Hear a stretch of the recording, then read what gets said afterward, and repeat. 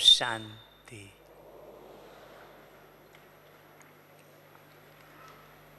हम सभी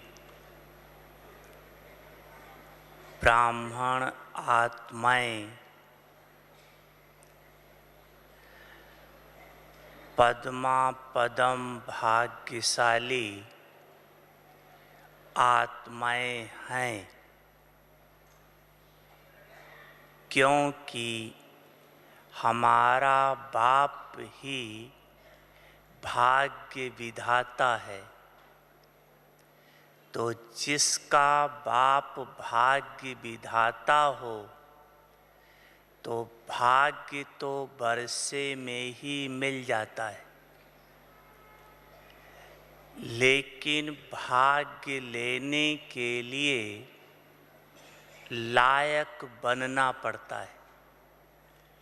भाग्य जन्म सिद्ध अधिकार है, लेकिन भाग्य में संपूर्ण भाग्य प्राप्त करने के लिए लायक बनना पड़ेगा।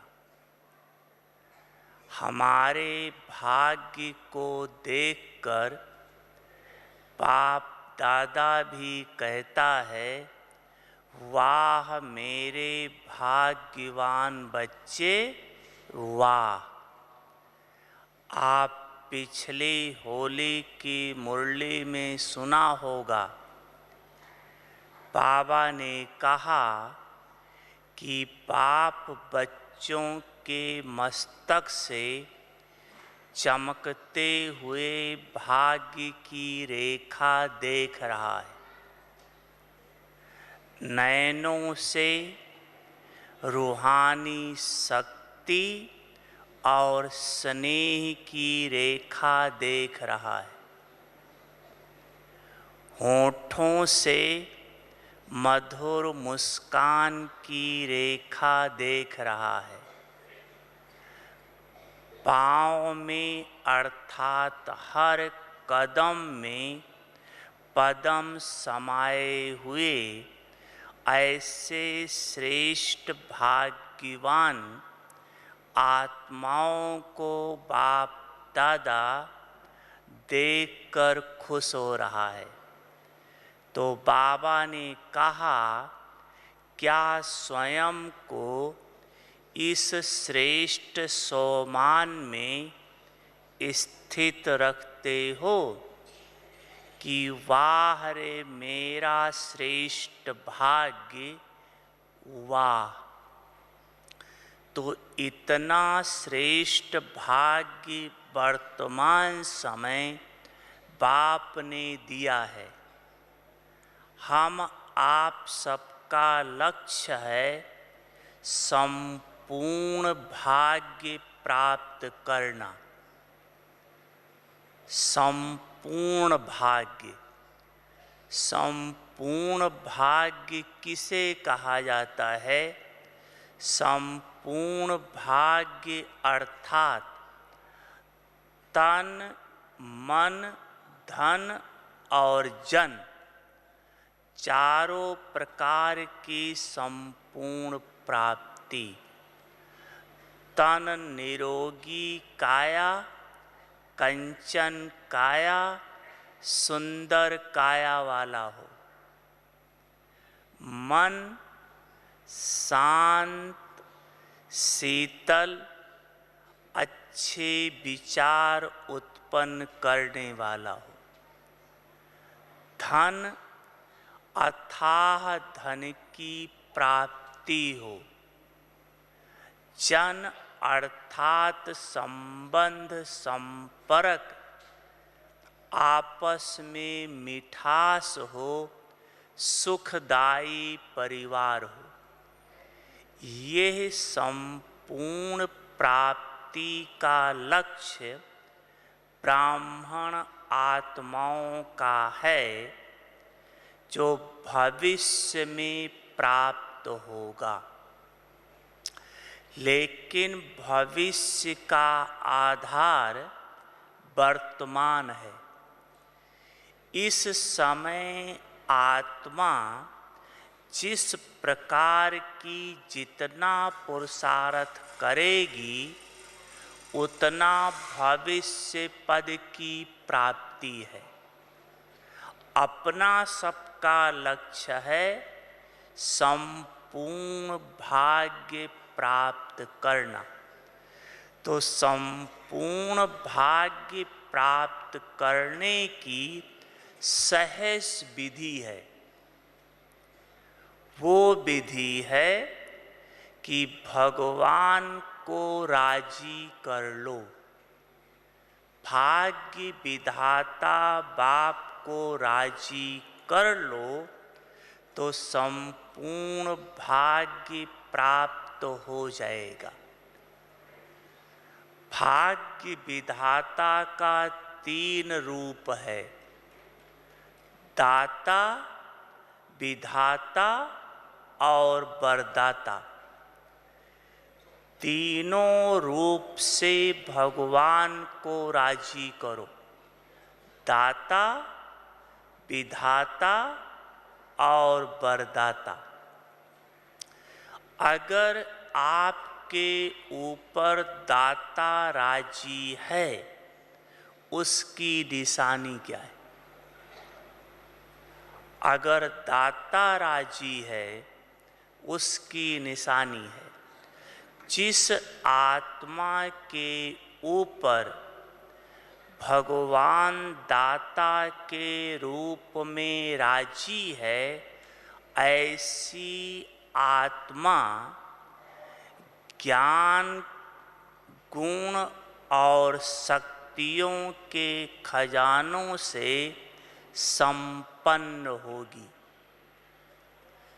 जिसके ऊपर दाता राजी है वो ज्ञान, गुण, शक्तियों के खजाने से संपन्न होगी, भरपूर होगी। कोई भी खजाने से खाली नहीं होगी। ऐसी आत्मा गुण, शक्ति और ज्ञान के गुह्य राज से वंचित नहीं रहेगी। ये बहुत बड़ी बात है। ज्ञान के गुह्य राज से वंचित नहीं रहेगी।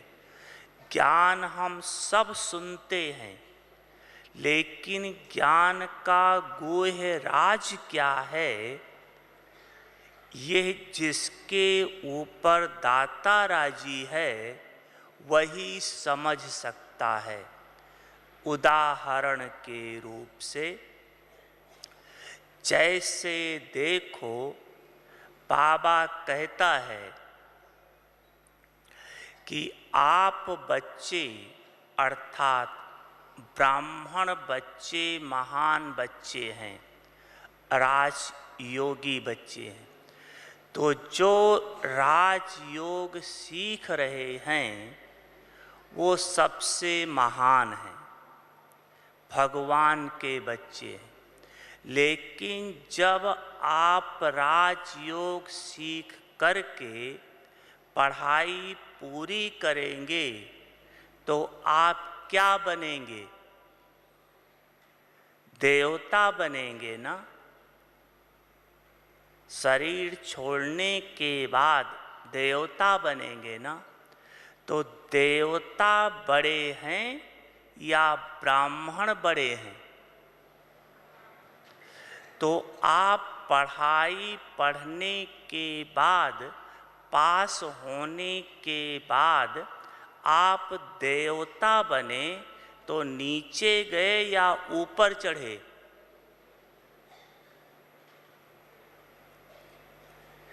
क्या हुआ? नीचे गए या ऊपर चढ़े? नीचे गए ना।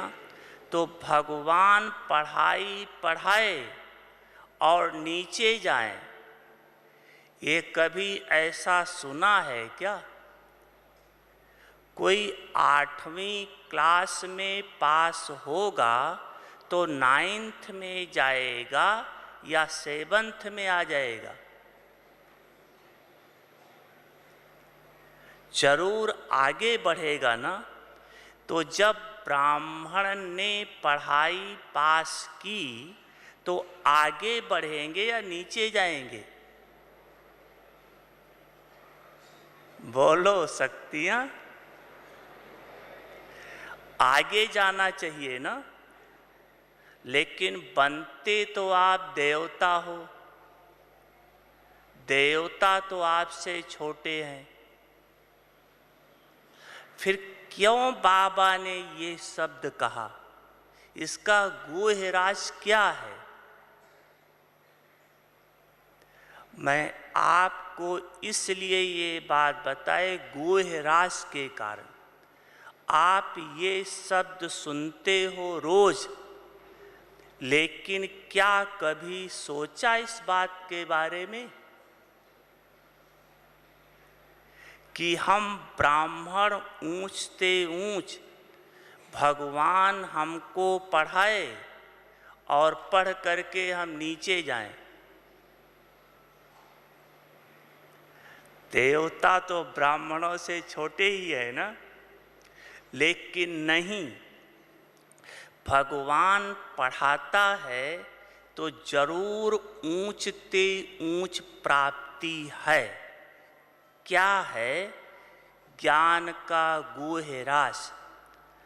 जब आत्मा यह शरीर छोड़ेगी तो यह आत्मा, जो ब्राह्मण आत्माएं हैं, राजयोग सीख रही हैं, वो परम धाम में भगवान के बिल्कुल समीप होंगी।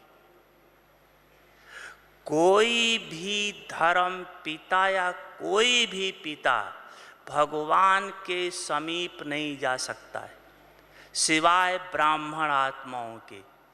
कितनी ऊंची प्राप्ति है, सोचो। परम धाम में सिवाय आप आत्मा के कोई भी भगवान के समीप नहीं जा सकता है। सिर्फ राजयोग सीखने वाले ही भगवान के पास होंगे। उनकी आत्मा की चमक संसार की सर्व आत्माओं से ज़्यादा होगी, कारण भगवान के समीप हैं। तो यह राजयोग पढ़ाई पढ़ने वालों को ये प्राप्ति है और किसी आत्मा को नहीं। ऐसे कई ज्ञान के गूढ़ राज हैं, तो जिनके ऊपर दाता राजी है वही इस प्रकार के ज्ञान के गूढ़ राजों को समझ पाते। तो चेक करना, मेरे ऊपर दाता राजी है। ऐसी आत्माओं में सर्व खजाने होंगे। हाँ, परसेंटेज में हो सकते हैं। सर्व शक्तियाँ होंगी, परसेंटेज में होंगी, लेकिन होंगी अवश्य। ना शब्द कि यह शक्ति मेरे में नहीं है, यह गुण मेरे में नहीं है। यह शब्द जिसके ऊपर दाता राजी है, वो नहीं शब्द निषेध होगा, अर्थात सदा है ही है। ये दाता को राजी करने वालों की निशानी। जिसने भाग्य विधाता भगवान को राजी किया है, उनकी निशानी क्या होगी कि भगवान भाग्य विधाता के रूप में मुझ आत्मा पर राजी है। राजी होगा तभी तो भाग्य देगा, जबरदस्ती तो ले नहीं सकते हैं, खुश करके ही तो ले सकते हैं ना।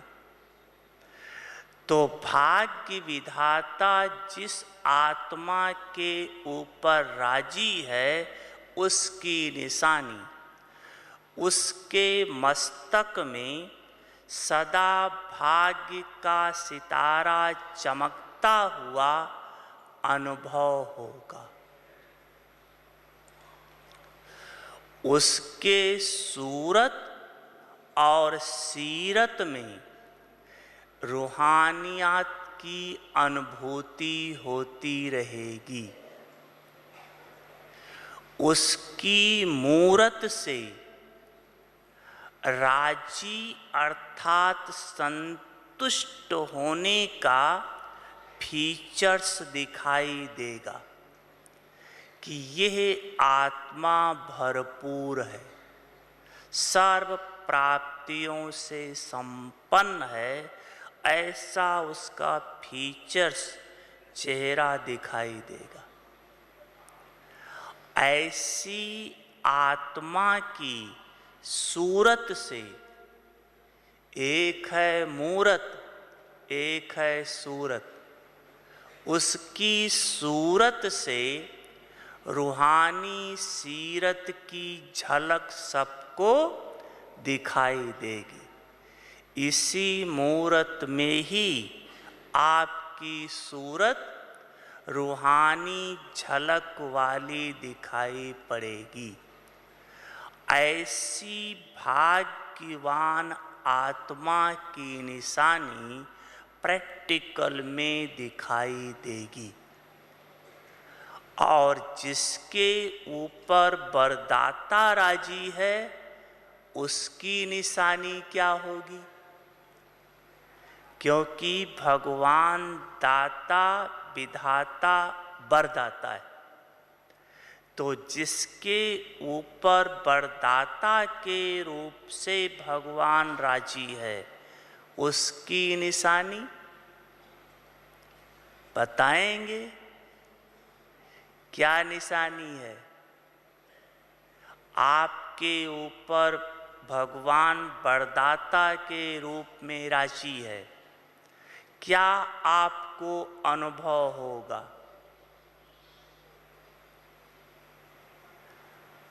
पांडव,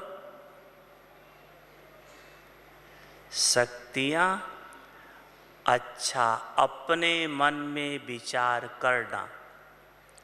जिसके ऊपर वरदाता राजी है, उसको ऐसा अनुभव होगा कि अमृत बेले से लेकर रात सोने तक ऐसा अनुभव होगा कि वरदानों से चल रहे हैं, वरदानों से पल रहे हैं। वरदानों से चल रहे हैं, वरदानों से पल रहे हैं। ऐसी आत्मा को कभी भी, चाहे सो पुरुषार्थ प्रति या संबंध निभाने के प्रति, कभी मुश्किल अनुभव नहीं होगा। ये बहुत बड़ी निशानी है। सो पुरुषार्थ प्रति या आपस में संबंध निभाने प्रति कभी मुश्किल अनुभव नहीं होगा। वरदाता राजी होने के कारण ऐसी आत्मा हर सेकंड, हर श्वास, हर कदम, हर कर्म, हर पल में वरदाता और वरदान दोनों को सन्मुख अनुभव करेगी। वरदाता जिसने वरदान दिया और उस वरदान का प्रत्यक्ष फल सन्मुख अनुभव करेगी। ऐसी आत्मा को, जिसके ऊपर वरदाता राजी है, ऐसी आत्मा को वरदाता का विशेष वरदान मिलता है। वो क्या कि निराकार और आकार बाप ऐसे अनुभव होगा जैसे साकार में हमारे सन्मुख है। बहुत उपलब्धि बहुत बड़ी है ये। जैसे साकार में हम आप एक दूसरे को देख रहे हैं, बात कर रहे हैं, ऐसे भगवान सन्मुख साकार में ऐसा अनुभव होगा कि भगवान चाहे निराकार या आकार मेरे साथ है, मेरे सन्मुख है, हम उनके गोद में हैं, कंधे पर हैं, ये सब अनुभूति होती रहेगी। भगवान निराकार परम धाम निवासी यह वरदानी आत्मा को नहीं अनुभव है, उसके लिए परम धाम यही है। बाप उसके सन्मुख और साथ है। ऐसे वरदानी आत्मा को वरदाता के द्वारा विशेष वरदान प्राप्त होता है। अब अपने में देखो कि यह प्राप्तियां मेरे में हैं, तो यह चीज़ें अगर अपने में अनुभव नहीं हो रही हैं तो आप दाता विधाता वरदाता को राजी कर लो तो अनुभव होगी। अब राजी करने की विधि क्या है? दाता विधाता मेरे ऊपर राजी कैसे होगा? दाता और विधाता को राजी करने की विधि है इनके श्रीमत पर स्वयं को चलाना। बाप के श्रीमत पर स्वयं को चलाना। बाप जो श्रीमत दे रहा है, चलते हम आप सभी हैं श्रीमत पर, लेकिन हमारे श्रीमत पर चलते हुए भगवान क्यों नहीं राजी हो रहा है, इसका छोटा सा कारण है। वो कारण है कि जो श्रीमत जिस समय बाबा देता है, उस समय उस श्रीमत को प्रैक्टिकल में लाने का पुरुषार्थ नहीं करते, थोड़े समय के बाद करते। इसलिए भगवान की आशीर्वाद आपको नहीं मिलती।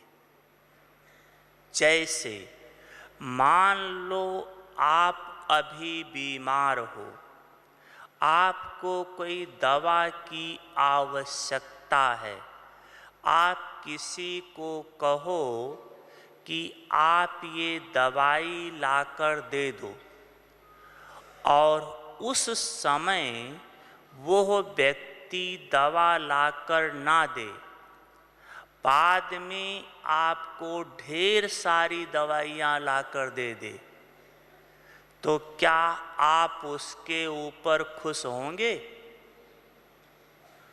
नहीं ना। तो ऐसे जिस समय बाबा ने कहा उस समय नहीं करते हैं, फिर बाद में बहुत मेहनत करते हैं करने की, लेकिन मिलता नहीं। अगर मम्मा दादियाँ बाबा आगे गया तो इसका मुख्य कारण यही था। ऐसे नहीं कि मम्मा के ऊपर पापों का बोझा नहीं था, मम्मा में संस्कार नहीं थे। अगर नंबर 1 पावन तो नंबर 1 पतित भी था। लेकिन उसने जो बाबा ने कहा तुरंत करने लग जाना, तो बाप की आशीर्वाद बहुत मदद दे देती है। भगवान की आशीर्वाद है, साधारण नहीं है, हिसाब किताब को खत्म कर देती, पुरुषार्थ को आगे बढ़ाने में मदद मिल जाती है। जैसे लगता कि बाबा ही कर रहा है, पुरुषार्थ एक मनोरंजन अनुभव होने लगता है। लेकिन कब, जिस समय कहा उसी समय करने लग जाए तब। हम सब ये नहीं करते। रोज की मुरली में जो बाबा ने कहा उसमें से एक पॉइंट ले लो और उसको करने पे लग जाओ। देखो कैसे बाप का आशीर्वाद मिलता है आपको। इसके करने से कई फायदा हो जाता है। सबसे बड़ा फायदा तो बाप का आशीर्वाद मिलता है। व्यर्थ से बच जाते हैं, कई बातों से सेफ हो जाते हैं, मन अंतर्मुखी हो जाता है, कनेक्शन जुटा रहता है। ये सब के कारण पुरुषार्थ आगे बढ़ जाता है। तो दाता विधाता को राजी करना है तो सुंदर विधि है, आज्ञाकारी बनो। वरदाता को राजी करने की विधि है, वैसे भगवान को भोला भंडारी कहा गया है, बहुत भोला है। तो भोलेनाथ को राजी करने के लिए बाबा ने कहा था ज़्यादा मेहनत नहीं करनी है, सिर्फ एक बात करनी है, बस सिर्फ एक बात, वो है एक व्रता। एक व्रता अर्थात जिसकी वृत्ति में एक बाप दूसरा न कोई, जिसकी वृत्ति में एक बाप दूसरा न कोई, जिसने व्रत लिया हुआ हो। क्या व्रत?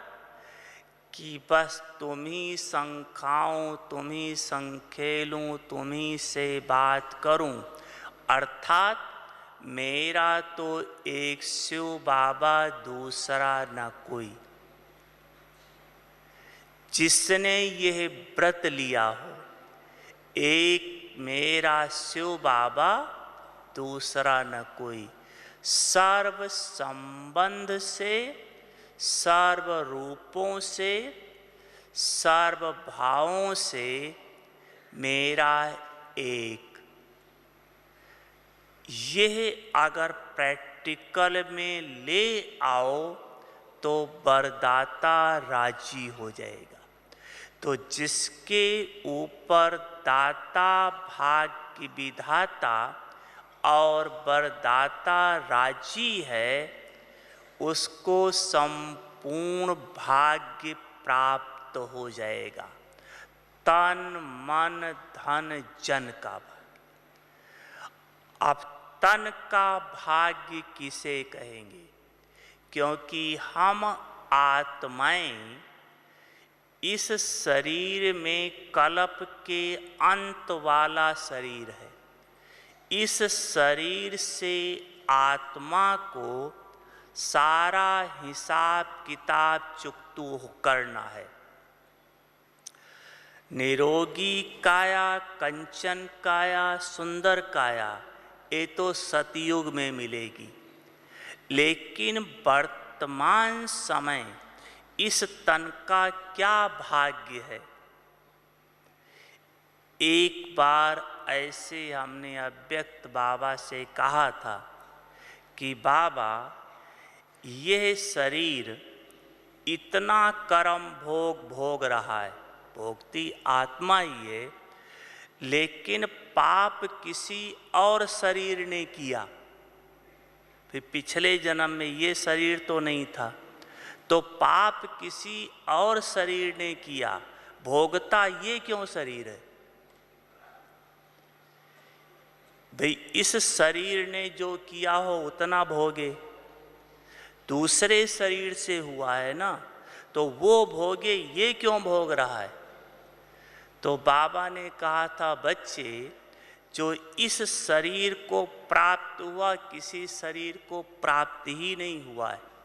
इसी शरीर के द्वारा आपको भगवान प्राप्त हुआ है और किसी शरीर में भगवान नहीं मिला है। तो यह शरीर बहुत भाग्यवान है जो 21 जन्म का वर्षा इसी शरीर से मिलता है। लेती आत्मा है लेकिन इसके द्वारा। तो तन का भाग्य अर्थात अगर आत्मा इस शरीर के द्वारा हिसाब किताब चुकतू कर रही है, तो जिसके ऊपर भगवान राजी है, ऐसी आत्मा को तन का हिसाब किताब कभी भी पुरुषार्थ और प्राप्ति से वंचित नहीं करेगा। पुरुषार्थ और प्राप्ति से वंचित नहीं करेगा। ऐसा नहीं मेरी तबीयत खराब थी इसलिए मैं अमृत वेले योगी नहीं कर पाए, उठ ही नहीं पाए, बिल्कुल नहीं। पुरुषार्थ और प्राप्ति से वंचित नहीं करेगा। ऐसी आत्मा तन का हिसाब किताब भोगते हुए कोई प्रैक्टिकल सेवा नहीं कर सकती है। ऐसे तन के द्वारा अगर भगवान राजी है तो कोई ना कोई ऐसे बीमारी के शरीर के द्वारा बहुत बड़ी सेवा कराएगा। जैसे उदाहरण के रूप में अपनी पहले गुलजार दादी की तबीयत खराब हुई थी, जिस तन में बाबा आता है, मिलेंगे आप सब। तबीयत खराब हुई थी तो बॉम्बे गई थी तबीयत को दिखाने के लिए।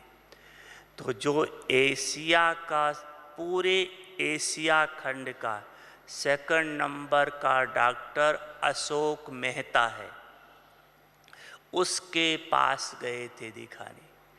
तो जैसे डॉक्टर ने दादी को देखा, दादी के द्वारा देवी का साक्षात्कार हो गया। उसने तुरंत घर पे फोन किया अपनी युगल के पास कि आप हॉस्पिटल में आ जाओ, देवी आई है, दर्शन करके जाओ।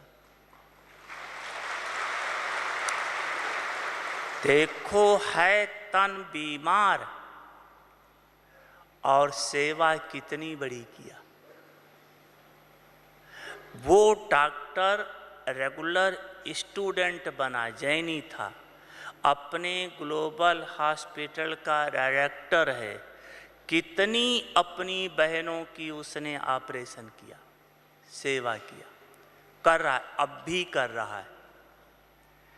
तो देखो जिसके ऊपर भगवान राजी है, यह तन सेवा और पुरुषार्थ से वंचित नहीं करेगा। जिसके ऊपर भगवान राजी है, वो बीमार होते हुए भी तन को चलाएगा, चिल्लाएगा नहीं। चलाना और चिल्लाने में क्या अंतर है? चिल्लाने का अर्थ है बीमारी के बारे में ज़्यादा वर्णन करना या बीमारी के बारे में ज़्यादा सोचना, इसको कहा जाता है चिल्लाना। लेकिन जिसके ऊपर भगवान राजी है वो चिल्लाएगा नहीं, चला लेगा। किस आधार से? कि मैं आत्मा इस शरीर का मालिक हूँ, आत्मा इस शरीर के द्वारा सारा खाता चुकतू कर रही है। अभी तो मुझे कंचन काया मिलेगी, कितना ऊंचा पद मिलेगा, ऐसे संकल्प मन में लाते हुए चिल्लाएगा नहीं, लेकिन चला लेगा।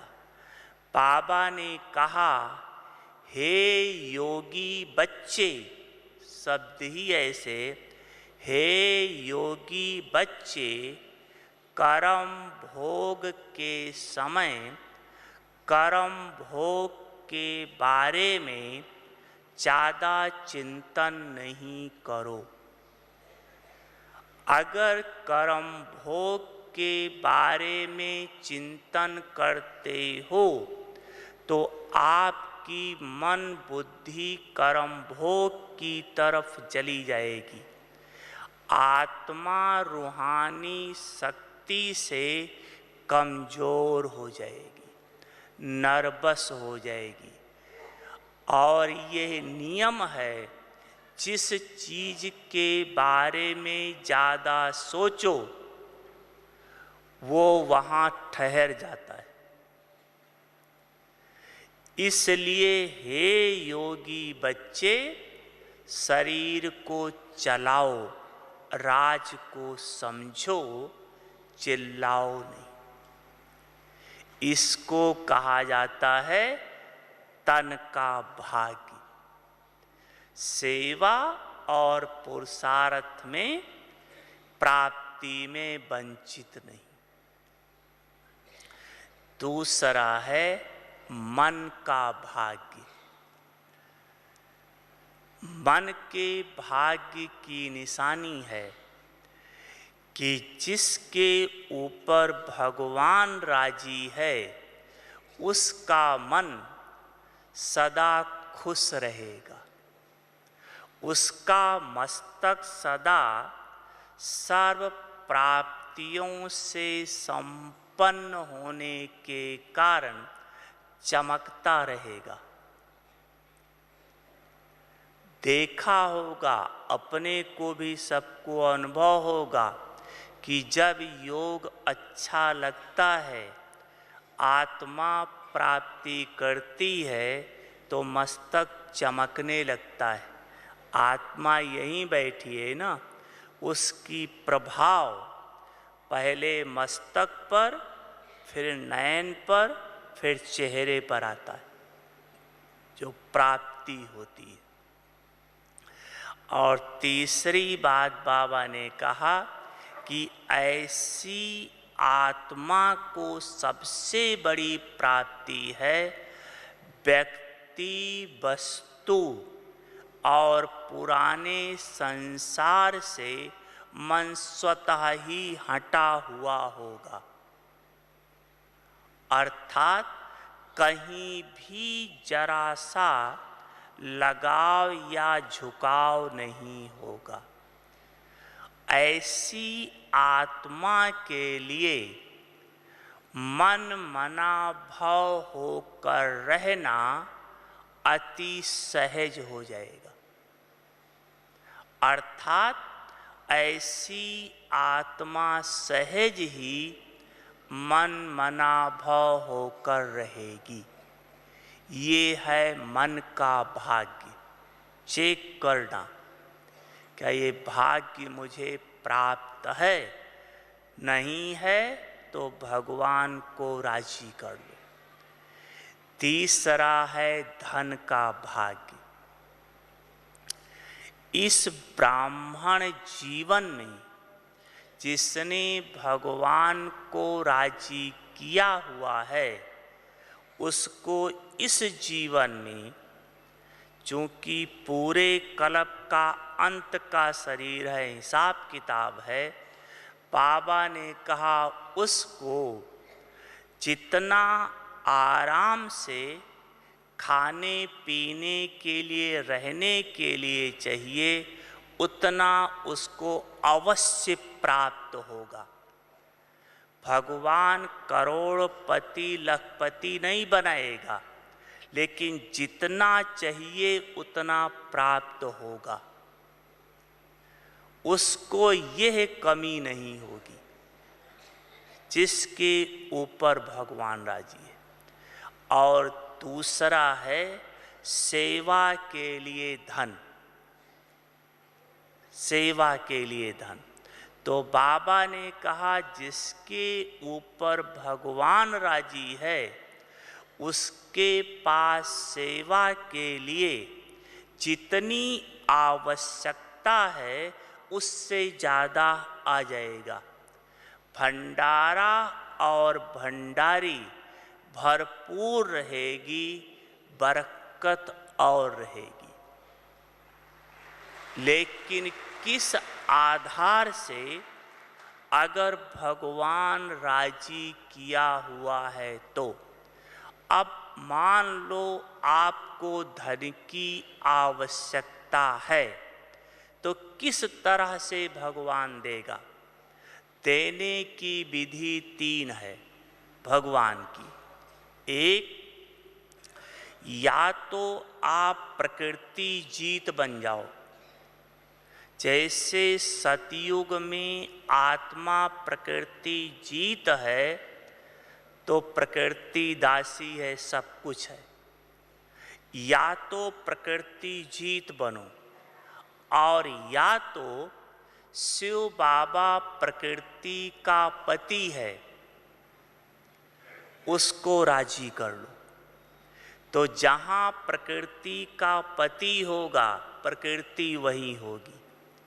और तीसरी बात, भगवान कहीं न कहीं किसी न किसी रूप से आपको अवश्य देगा, बांधायमान है। उदाहरण के रूप से आप सबको भी अनुभव होगा, से कई उदाहरण हैं। एक आपको बता रहे हैं। गुजरात में जब पहले सेवा शुरू हुई थी, तो एक बहन रहती थी, उसका नाम था छुग्गी दादी। छुग्गी दादी कहते थे, हैदराबाद से आई थी, आनंद और नडियाद में रहती थी। तो सेवा शुरू किया था, स्टूडेंट बहुत कम थे, तो उसके मन में संकल्प आया कि अगर हम मेला करें तो स्टूडेंट बढ़ जाएंगे मेले से।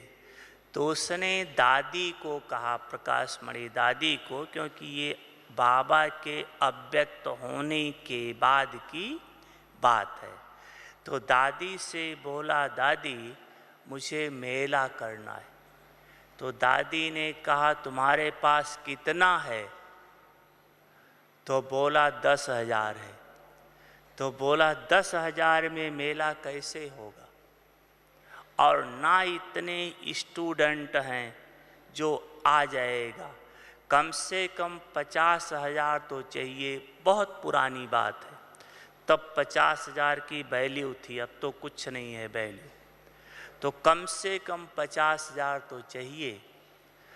तो थोड़ा रुक जाओ, कुछ पैसे और आ जाएं, फिर आप मेला करना।